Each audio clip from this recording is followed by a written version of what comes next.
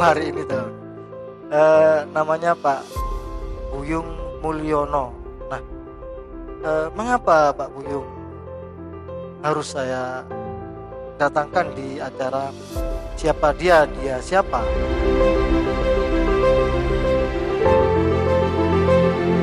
Perlu diketahui bahwa Pak Buyung ini salah satu penerima penghargaan Kalpataru. Waktu itu Bapak Presiden Susilo Bambang Yudhoyono. Betul Pak ya? Betul. Tahun 2011.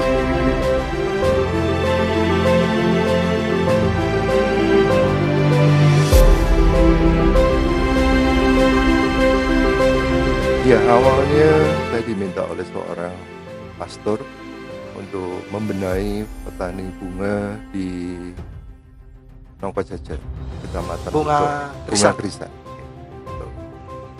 Dan awalnya saya hanya membenahi manajemennya saja, termasuk mengimport bibit yang asli dari Belanda, memperbaiki marketing dan manajemen.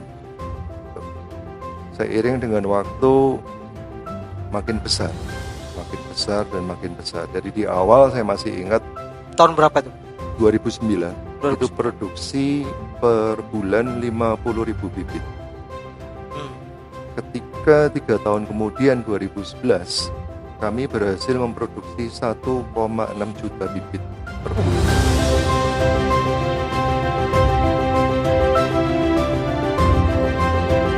Jadi background sekolah saya malah elektro. Oh ya. Ya. Tapi kok paham tanaman? Di awal Romo Pastor ini hanya punya 2 staf yang sarjana pertanian. Ketika saya masuk, saya tambah lagi 6 jadi 8, terus saya tambah lagi 2 orang master S2 Master di bidang biologi okay. Untuk laboratorium, untuk kultur jaringan, dan satunya untuk teknik industri pangan, TIP. Nah, 2 orang itu, dan sempat saya kirim 2 kali ke Belanda untuk belajar bunga krisan yang sebenarnya itu harus bagaimana. Nah itu sehingga bisa membuat bibit yang betul-betul standar seperti di negara asal di Belanda. Selamat siang dan ketemu lagi dengan saya Agus Salim di acara siapa dia siapa. Nah, hari ini masih di area Nongkojajar saya ketemu intan yang terpendam. Baru ketemu hari ini teman. Namanya Pak Buyung Mulyono. Nah, mengapa Pak Buyung harus saya datangkan di acara siapa dia siapa? Nah, perlu diketahui bahwa Pak Buyung ini salah satu penerima penghargaan Kalpataru. Waktu itu Bapak Presiden Susilo Bambang Yudhoyono. Betul Pak ya? Betul. Tahun sekali. 2011. Ada apa Pak? Kok mendapatkan itu? Itu kan tidak gampang, Bos. Bukan perlombaan, bukan kompetisi begitu. Ya, awalnya saya diminta oleh seorang pastor untuk membenahi petani bunga di Nongkojajar, Kecamatan Bunga Krisan. Okay. Dan awalnya saya hanya membenahi manajemennya saja, termasuk mengimport bibit yang asli dari Belanda, memperbaiki marketing dan manajemen. Seiring dengan waktu makin besar dan makin besar. Jadi di awal saya masih ingat tahun berapa itu? 2009 itu produksi per bulan 50.000 bibit. Ketika 3 tahun kemudian 2011 kami berhasil memproduksi 1,6 juta bibit per bulan. Jadi saya nggak tahu berapa ribu %. Iya. Sehingga membuat pembibit yang biasanya dikuasai oleh Jawa Barat itu dalam tanda kutip tutup. Kemudian Kementerian Pertanian mencari tahu kenapa ya daerah Lembang, ya sekitarnya Yang memang sentra krisan ya. sentranya krisan, dan bibit semua memang sebelumnya diproduksi dari daerah sana. Tuh. Akhirnya mereka tahu penyebabnya adalah tempat kami, biang keroknya di sini. Buyung mungkin. Ya, mereka mencari tahu, akhirnya tahu, dan saya sempat didatangi oleh kementerian, kalau nggak salah 5 kali, saya disurvei, dan saya merasa terakhir terganggu. Sampai yang terakhir saya katakan, Ibu, tolong jangan ganggu saya terus. Harus ngisi kuesioner, pertanyaan-pertanyaan banyak sekali. Nggak penting lah menurut saya. Nah, menurut saya nggak penting sebagai seorang pengusaha. Itu. Nah, sampai akhirnya suatu hari bulan Desember, staf saya, kebetulan saya waktu itu di Banyuwangi, lihat kebun salak Pondoh, saya masih ingat sekali kejadiannya. Saya dikabarin bahwa Bapak, saya ditelepon oleh Setnek, Bapak diminta minggu depan ke Jakarta, ke Istana Negara untuk mendapatkan penghargaan. Saya awalnya saya pikir saya dikerjain sama teman saya, gitu, karena nggak mungkin lah saya sampai ke istana, apa segala, saya bukan pejabat, dan saya hanya membantu petani di sekitar Nongko Jajar. Gitu. Kemudian saya katakan, tolong dicek, kalau nggak ada undangan resmi saya nggak mau.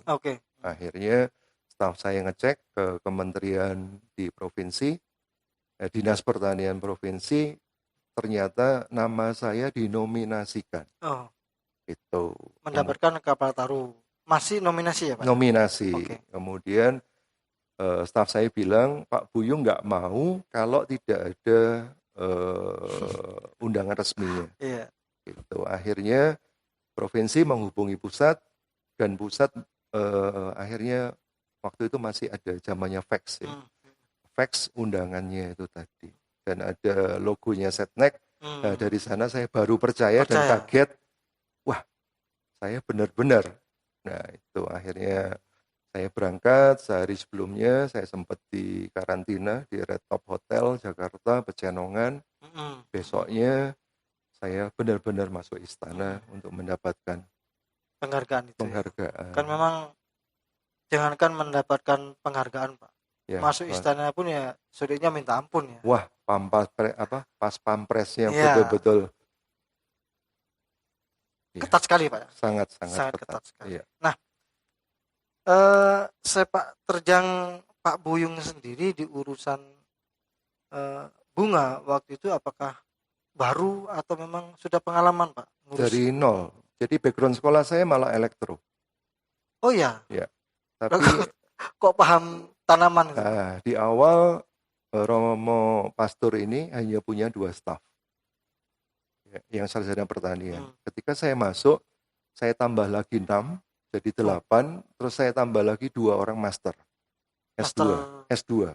Master di bidang biologi untuk laboratorium, untuk kultur jaringan, dan satunya untuk teknik industri pangan, TIP. Nah, 2 orang itu, dan sempat saya kirim 2 kali ke Belanda untuk belajar bunga krisan yang sebenarnya itu harus bagaimana. Nah, itu sehingga bisa membuat bibit yang betul-betul standar seperti di negara asalnya. Di Belanda. Oh, memang bunga krisan dari Belanda? Dari Belanda. Dari Belanda ya. Jadi saya beli termasuk izin royalty untuk memperbanyak. Jadi saya nggak mau bisnis yang gelap ya. Gelap. Ya, karena untuk memperbanyak itu jadi, ada izin ya, 10 euro per batang. Wah. Ya. Itu berapa biayanya itu, Pak? Saya sudah lupa. Nah, kan gini, Bos. Ini biar teman-teman di medsos juga belajar dan paham. Saya pun baru tahu bahwa bunga krisan ternyata memang dari Belanda awalnya. Betul. Gitu. Nah, seorang Pak Buyung memang sarjana elektronik dan seorang pastor yang memang gagal untuk memperdayakan masyarakat petani krisan ya. Itu kegagalan karena apa ya? Kira-kira Pak Buyung? Manajemen. Jadi terlalu banyak pintu. Bukan Jadi karena banyak bocornya, lebih ya, tepatnya. bukan karena cara menanamnya, Bukan, bukan ya. bukan. Juga bibitnya yang nggak jelas. Sehingga kualitasnya tidak bisa bagus. Istilahnya kalau di tanaman kan ada F1. Oke. Ini sudah F16. Aduh, jauh Jadi, Pak ya. Ya, padahal itu sudah F100 mungkin. Tapi supaya agak pendek dibuat F16 kayak gitu nama ya. pesawat. Nama pesawat ya. Itu. Nah, saya beli F1-nya dari Belanda langsung. Gitu. Makanya jadi bunga krisan yang terbaik se-Indonesia karena saya beli bibitnya dengan benar. Kuncinya iya. di sana. Kuncinya di sana. Nah, salah satu kuncinya di sana. Kemudian setelah itu bagus, pembelinya saya minta harganya naik karena barangnya bagus. Nah, dengan harga naik itu tadi, petani bisa lebih bisa memperbaiki greenhouse-nya sehingga tanamannya bagus. Jadi ada kesinambungan di sana dari awal sampai akhir, dari hulu sampai hilirnya. Itu saya perbaiki semua. Kita tidak bisa hanya memperbaiki hulunya aja, hilirnya berantakan. Iya.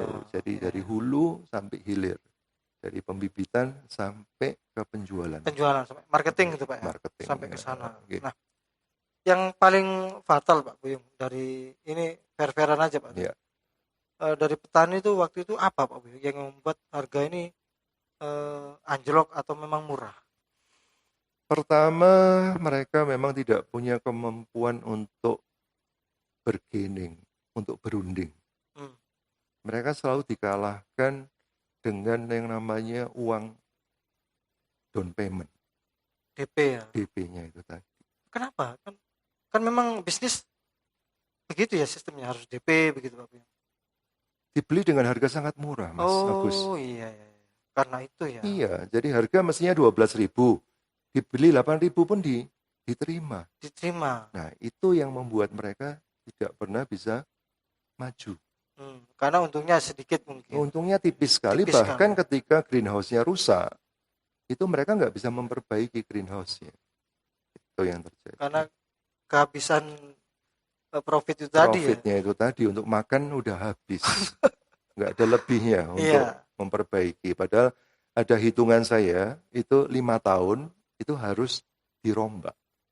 Greenhouse-nya itu tadi. Bambunya sudah mulai rusak. Itu kan tinggi biasanya Pak. Ya. Tinggi biasanya. Nah, gini Pak, kembali lagi seorang pastor gagal lah. Gagal untuk memberdayakan petani yang notabene ternyata juga ada sistem ngakali petani ini, katanya Pak Buyung tadi. Iya, ngakali. Itu ngakali di mana Pak Buyung? Ya gini, jadi di nota dia jual misalkan bunga krisan 1 ikat kan 10 batang. Ya. Nah, grade A. Ya, grade A, oke. Nah, ada kira-kira 2 rata-rata, itu yang grade B dimasukkan di situ. 2 batang. Oke. Jadi 8 grade A, 2 grade B. Nah, ini yang membuat pembeli tidak mau naik harga juga. Karena dicurangi dan mereka mesti repot lagi ketika terima barang harus ngecek satu-satu. Itu kan butuh tenaga pembelinya lagi. Ya. Pembelinya ini tadi. Itu yang ketika saya ajak bicara pembeli, apa keluhanmu selama ini? Karena petani itu curang, Pak Buyung. Nah, itu yang mereka katakan. Dan itu betul-betul kenyataan ketika saya pertemuan dengan para petani itu biasa di mereka seperti itu. Nah, ini yang saya rombak akhirnya. Semua store ke saya, gradingnya di tempat saya. Itu. Akhirnya dengan bunganya itu tadi. Jadi A, B, B. Nah itu, ada kepastian di pembeli bahwa grade-nya itu pasti benar. Kalau enggak, satu nota tidak usah dibayar kalau ada kecurangan di sana. Nah, pembeli senang sekali. Jadi waktu saya nangani 2009 tuh, harga bunga krisan 6.000 per ikat. Per ikat isi 10 batang ya? Isi 10 batang. 2011 ketika saya mendapatkan Kalpataru ini tadi, harganya 14.000 Pak Agus. 100% lebih ya? Lebih, 100%. Itu karena memang ya kasar tidak ada kecurangan lah. Dan kualitas bunganya lebih bagus ketika saya import bibitnya dari Belanda langsung. Itu kan katanya kena royalti Pak Buyung. Iya. Royalti kan kita ngomong bisnis Pak Buyung. Ya. Pak Buyung kan rugi waktu itu. Enggak. Karena sudah saya hitung. Makanya saya bisa produksi sampai 1,6 juta. Itu saya sudah untung. Sebulan kira-kira 200 juta. Wah, gitu Pak Buyung? Betul. Bisa untung 200 juta. Hanya jual bibit saja. Hanya jual bibit? Iya. Bukan bunganya ya? Bukan. Saya nggak ikut-ikut. Bunga bagian petani yang tanam. Nanti bunganya store ke saya. Ada jaminan saya beli. Bunga karena tersebut. bibitnya ambil Pak Buyung. Betul. Oh, begitu. Ya. Itu berjalan berapa tahun Pak Buyung? 3 tahun. Ya. Sampai akhirnya saya terima. Saya serahkan kembali ke pastor, ya pastor sudah nggak rugi, sudah untung. Sistemnya begini. Nah, ya manajemennya seperti ini. Saya mengundurkan diri dari direktur. Akhirnya saya main di sayur dan buah, ekspor ke Taiwan sama Singapura. Itu ceritanya. Ceritanya bagus begitu. ya. Ya, saya masih agak penasaran di urusan krisan ini, karena tadi saya wawancara ke petani soalnya. Ya. Nah. Oke, di sini kan ada, di Indonesia kan ada beberapa yang memang katakanlah tempat krisan terbanyak. Ya. Ya. Dulu kan bukan Nongko Jajar. Ya. Ada di Jawa Barat, kalau tidak salah, betul Pak. Di Lembang. Di Lembang sana memang luar biasa. Pusatnya. Ya. Itu sampai bisa mengalahkan Lembang itu, apakah memang motivasi Pak Buyung untuk supaya orang-orang sentra ke Nongko Jajar, atau memang nothing tulus? Nothing tulus. Bahkan terakhir saya ngomong ke pastor saya berdosa karena membuat Lembang tutup.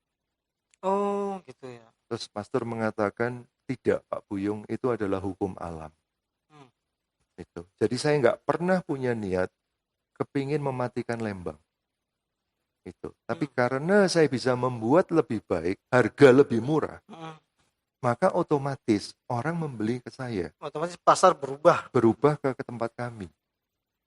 Itu. Kualitas baik, harga murah, siapa yang nggak mau? Nah, tetapi saya juga punya akal. Gimana caranya ada kepastian? Saya buat kontrak dengan petani. Sehingga petani nggak mungkin beli ke tempat lain. Ada kepastian semua. Di bisnis itu harus ada kepastian. Maka hitungannya menjadi lebih mudah. Kalau tidak ada kepastian, bagaimana kita bisa berhitung? Oh gitu Pak Buyung ya. Termasuk di urusan bunga ya? Termasuk di urusan bunga. Sepele Pak Buyung, karena memang harganya pun sekarang hanya 1.200 lah per batang. Itu kan sangat murah sekali. Tapi kalau diikat, ternyata sehari bisa kirim berapa ikat? Ya banyak juga. Iya, jadi kayak bibit dulu dari Jawa Barat itu harga 225 per batang. 225 rupiah. Ya, tahun 2009. Per batang. Saya bisa jual 150. Mungkin lebih murah. Iya. Karena sistem saya sudah semuanya seperti Belanda.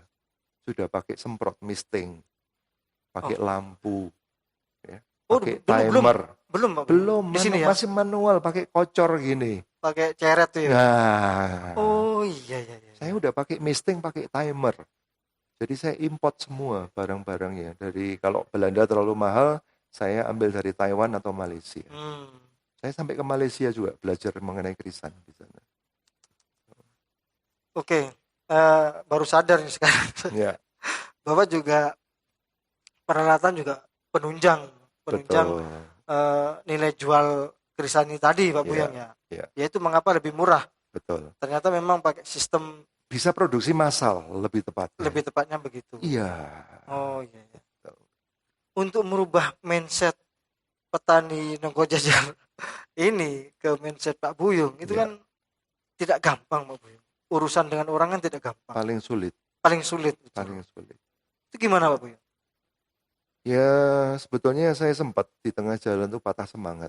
Tapi pastor ini yang mengatakan, Pak Buyung, masa sih nggak ada petani yang baik? Ya.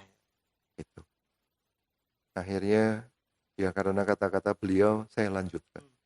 Patah semangat kenapa Pak Buyung? Ya misalkan Apa tabrak ya petani Pak Agus, janjian pertemuan jam 4. Sampai jam 6 itu nggak ada yang datang. Benar-benar ini. Karena itu Pak Bung ya. Iya. Pertemuan jam 7 malam. Oke. Jam 9 baru datang satu orang. Padahal saya terbiasa dengan sebuah komitmen. Gitu. Janjian jam 7 dengan Pak Agus, saya jamin jam 7 kurang seperempat saya sudah ketemu sampai. saya. Ya. Oh, karena itu Pak Bung. Ya. Ini kan sepele sebenarnya. Sepele tapi sebenarnya. Iya, tetapi itu yang membuat capek saya. Urusan dengan manusianya, dengan hitung-hitungannya buat saya itu makanan sehari-hari.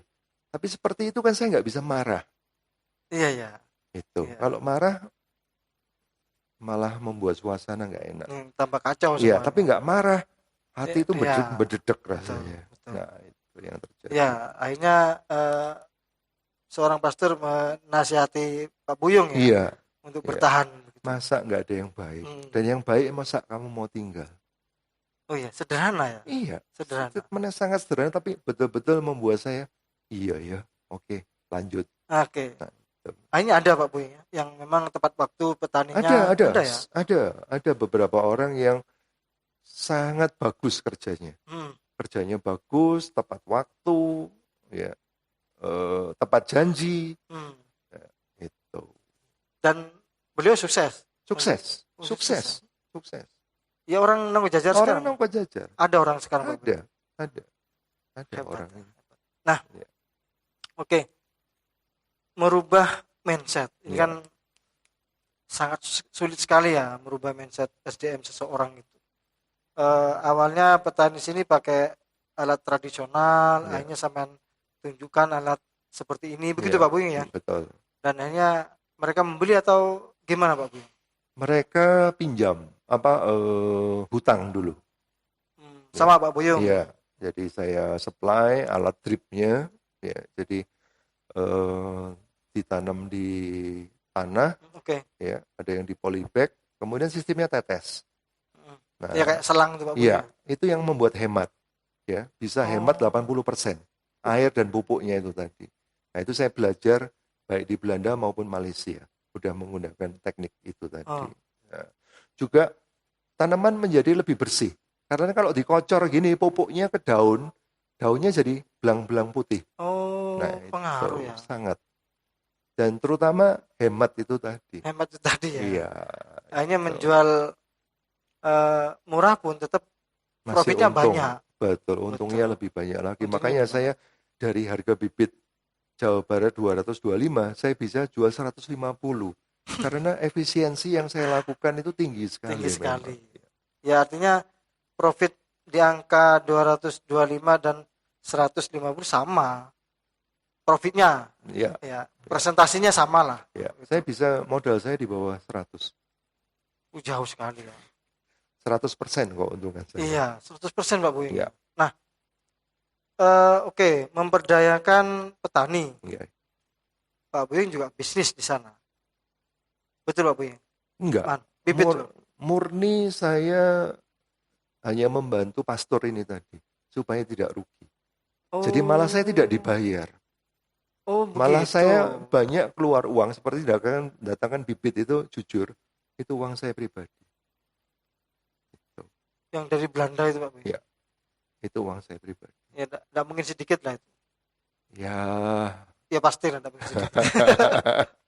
Karena kalau saya minta pastor ini kasihan loh. Udah minus dimintain lagi. Iya. Apa motivasi Pak Buyung untuk satu membantu pastor, kedua memperdayakan petani? Motivasinya Pak? Ya, saya diberi rezeki sama Gusti Allah. Di bisnis lain ya? Iya.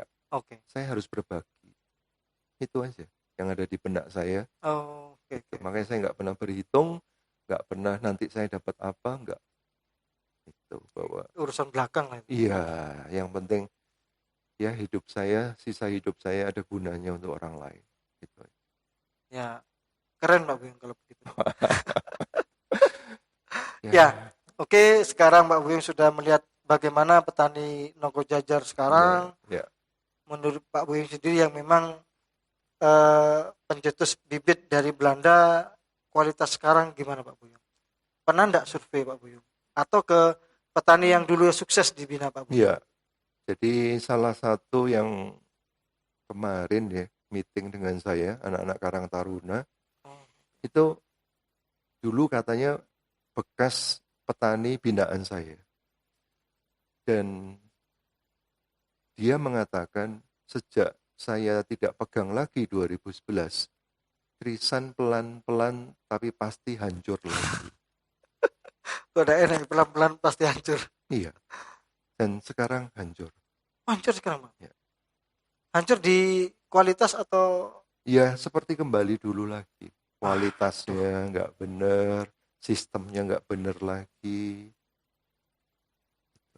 Dan saya dapat informasi dari teman saya mengkonfirmasikan betul Pak yang dikatakan anak semalam itu tadi. Oh gitu ya.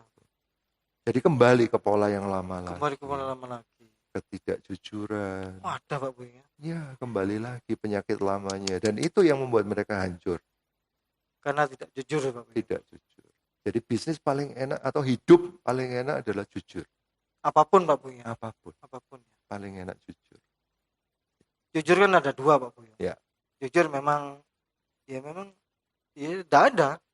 Ya. Ini kan jujur juga. Ya. Jujur memang ya sedikit ada tapi memang sebenarnya tidak ada. Kan begitu Pak Buyung? Ya. Apakah jujur harus milih yang pertama saya? Is opono begitu. Iya. Ketika kita bicara apa adanya, malah masalah itu selesai. Kayak Anda punya utang, belum punya. Kemudian Anda mengatakan kepada yang memberi utang, 2 hari lagi ya. Padahal 2 hari itu Anda belum punya. Belum punya. Nah, itu kan Anda membuat masalah lagi yang baru. Harusnya. Lebih baik Anda katakan, saya belum mampu. Saya belum punya. Jangan menjanjikan sesuatu yang memang Anda belum ada. Nah, yang kedua tadi kan seperti itu. Supaya orangnya senang, 2 hari lagi akan saya kembalikan. Padahal jelas tidak ada. Belum ada. Belum ada. Nah, itu yang lebih banyak orang lakukan. Yang kedua itu tadi. Nah, itu yang sering saya katakan, Anda cari masalah di hidup ini. Keren. Pak Buyung sekarang pastor bukan? Enggak, saya orang awam. Pastor itu sekolahnya 7 tahun ya, dan tidak boleh menikah. Pastor adalah yang dari Katolik ya. Kalau dari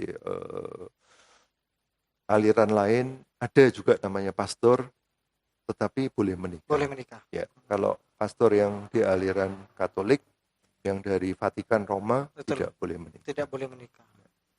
Jadi saya awam. Saya punya istri dan 2 orang anak. Istri 1 Pak Buyung? 1. Cukup 1 lah. Cukup. Oke, sudah mendengar bahwa petani di Nongkojajar ini polanya sudah kembali ke zaman sebelum Pak Buyung tangani. Iya.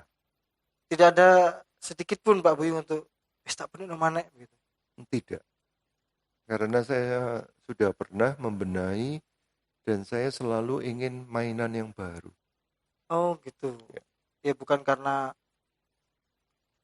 ngapok enggak. Cuma karena memang kepingin yang baru lah. Iya, makanya ini saya diberi mainan oleh Pak Camat, Pak Lurah dan teman-teman di Kecamatan Tutur untuk membuat Omah Tutur, memberdayakan masyarakat setempat UMKM. Nah, saya sekarang fokus di sini. Oh, begitu.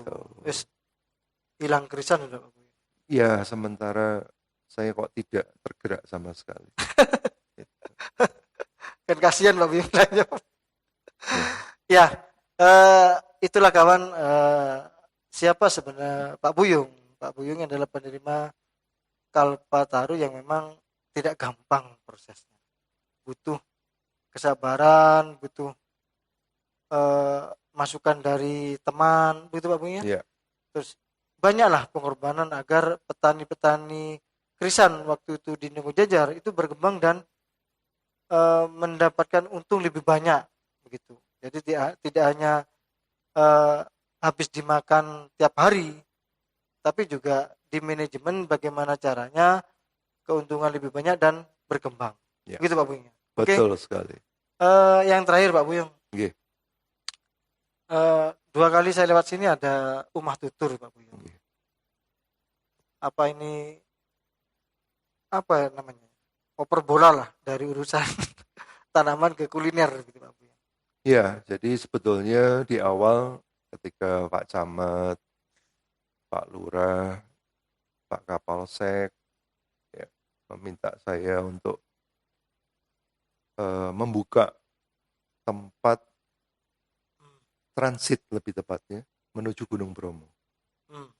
Karena menurut beliau-beliau belum ada tempat yang dalam tanda kutip representatif ya. Iya, representatif itu. Akhirnya saya katakan monggo, tapi saya hanya meminjamkan tempat saja. Saya tidak mau terlibat di manajemen. Oh, kenapa gitu. Bu? Saya mau fokus ke pelatihan anak-anak SMK. Itu menurut saya itu lebih oke lah. Tapi ternyata tim mengatakan kalau Pak Buyung nggak mau ikut, kami nggak sanggup. Nah itu pandainya mereka merangkai kata sehingga akhirnya saya nggak bisa menolak. Pak Agus, saya mengatakan iya. Jadi saya sebagai komisaris, Pak Lurah, Pak Insinyur Hermanto Susilo sebagai direktur. Di Umah Tutur ini Pak Di Umah Tutur. Ya, saya sebagai konsultan lah. Seperti itu. Itu terkonsep awalnya gimana Pak Buyung? Konsep awal kami membuka rumah makan dan semua produknya adalah UMKM di seputaran Kecamatan Tutur. Kecamatan Tutur ya? 100%. 100% ya? Ya. Kemudian mulai kami memberdayakan Karang Taruna untuk mengolah spot foto dan tempat parkir, kemudian cafe outdoor. Nah, itu yang lagi kami kerjakan yang akan dikembangkan untuk jangka pendek. Untuk jangka menengah kami sudah ada calon investor untuk buka camping ground. Di area ini Pak? Di area ini ada 6,5 hektar Pak Agus totalnya. Jadi saya pikir cukup untuk ya, kami. bukan cukup Pak Buyung. Kalau 6 hektar. Ya, saya punya kurang orangnya itu. Ya, 6,5 hektar. Kemudian ada permintaan dari warga, dari masyarakat setempat untuk kolam renang. Ini yang lagi tim usahakan untuk mendapatkan sumber air yang cukup untuk bisa membuat kolam renang. Itu untuk jangka menengah. Itu untuk jangka panjangnya saya nggak mau berpikir dulu, terlalu panjang. Pak Buyung, yeah. Sini kan pegunungan Pak Buyung. Yeah. Kalau membuat kolam renang ibarat seorang sakera suruh membuat candi Pak Buyung, begitu. Itu kan suatu hal yang mustahil lah di sini. Sumber airnya dari mana? Apa juga terpikir oleh Pak Buyung? Sudah, justru tim ini karena saya izinkan beberapa hari ini, minggu terakhir, berusaha mengumpulkan sumber dan katanya kemarin sudah terkumpul 4 dim. 4 dim untuk ditarik. Itu insya Allah terwujud. Oh bisa Pak Buyung? Bisa. Keren lah kalau di Nogojajar ada kolam renang. Iya, dan saya herannya gini, tempat dingin gini, kok minta mereka bilang biasa kami dengan air dingin itu tadi. Oh ya sudah, monggo.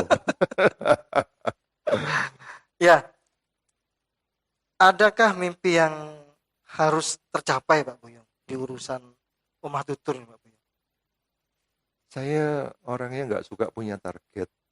Saya lebih ke arah loyal to proses, jadi mengerjakannya dengan benar. Seperti yang saya kerjakan di Krisan. Saya nggak pernah punya target, pengen ngalahkan Jawa Barat, kepengen dapat penghargaan. Saya hanya melakukan dengan benar. Dan saya yakin buahnya akan baik. Oh gitu Pak Buyung. Itu resep saya. Semua proses benar. Betul. Itu, keren. Ya, sementara itu Pak Buyung. Baik Pak Agus, terima kasih banyak. Saya terima kasih menonton. Ini waktu usia berapa Pak Buyung? 2009. Jadi 7 tahun yang lalu ya. Usia 49 Pak. Ini Pak, foto ini ya? Iya. Kayak usia 30 lebih. Cocok. Ya, saya juga ikut bangga lah seorang Pak Buyung bisa berjabat tangan dengan presiden, Pak. Itu luar biasa, Pak.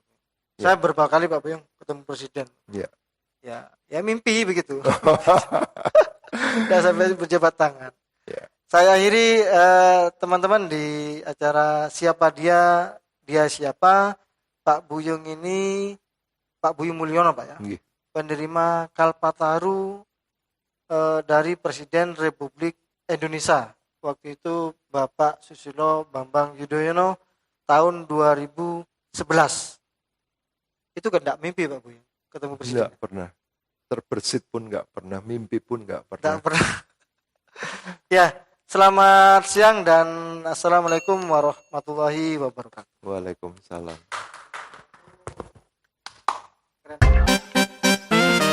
NTV